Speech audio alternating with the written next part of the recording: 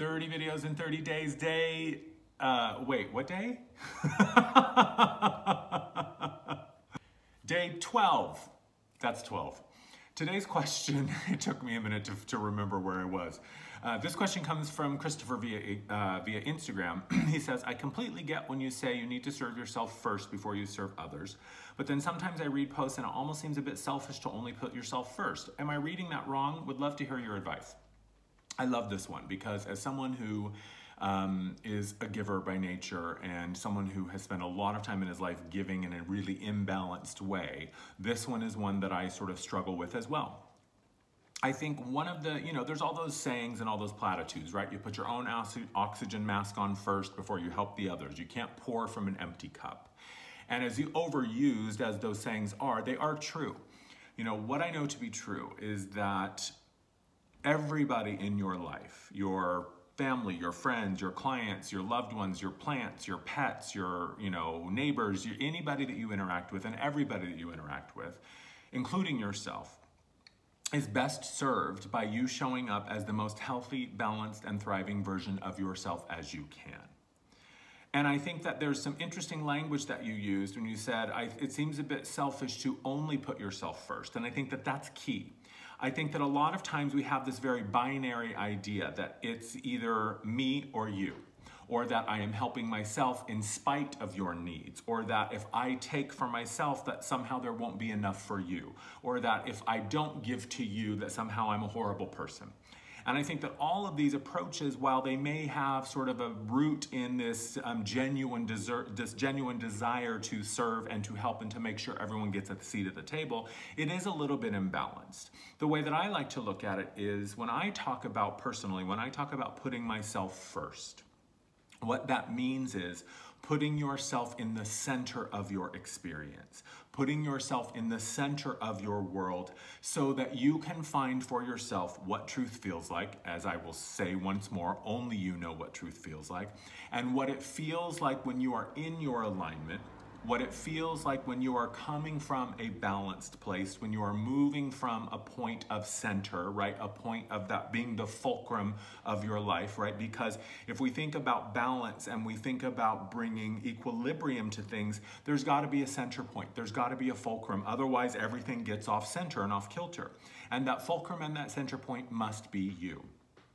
Just because you are putting yourself at the center of your life does not mean that you are excluding helping others, right? You can say, like, it's not saying like, oh, well, my friend needs me to take them to the hospital because they broke their leg or chopped their finger off, and they call you and they're like, Christopher, please, I just chopped my finger off. Can you drop me to the hospital? No, honey, sorry, I'm meditating. I can't do that right now. It's not necessarily taking it to that extreme. But it is understanding that when I give, it must be from a place where I am giving because I am able, because I am capable, because I am inspired to give.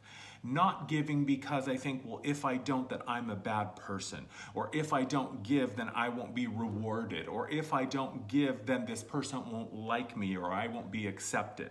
Because if I am giving from my own agenda of unworthiness, if I am giving from my own agenda of insecurity or thinking that the universe is like a transactional thing and that I'm not going to get my reward unless I give something to you, that isn't necessarily giving or serving or assisting that is rooted in authenticity.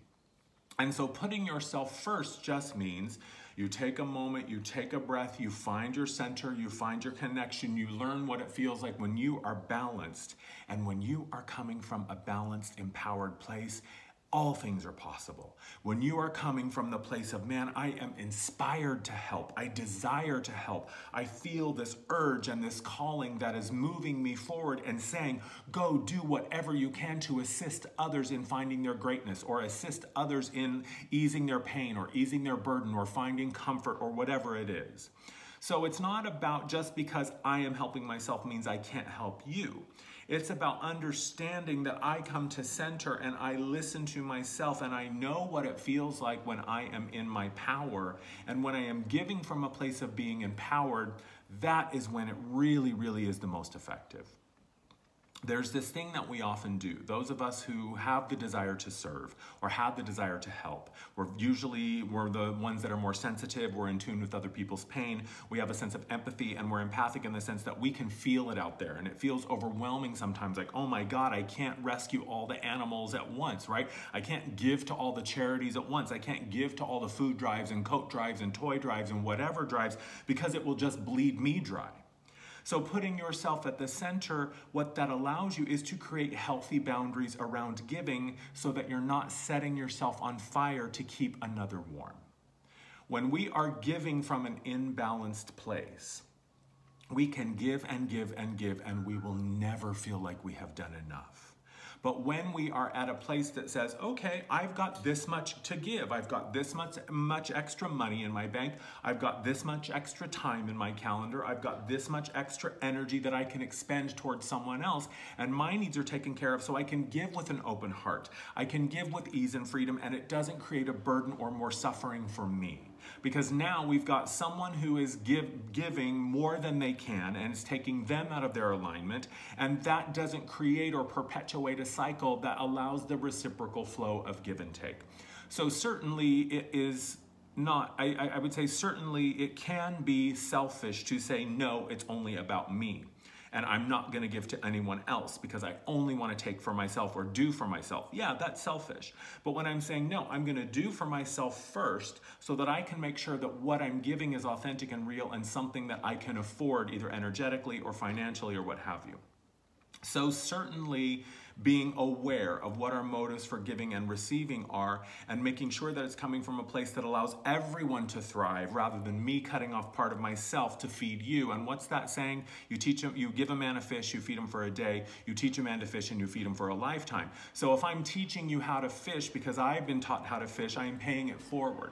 So allowing ourselves to move beyond this binary idea that if I don't take for myself or if I give to you that I am somehow robbing myself of something, I think when we can let go of that idea, it makes it a little bit clearer that putting myself in the center and being self-centered just means that I know what I'm capable of doing and I'm honoring that rather than depleting myself so that I can serve you.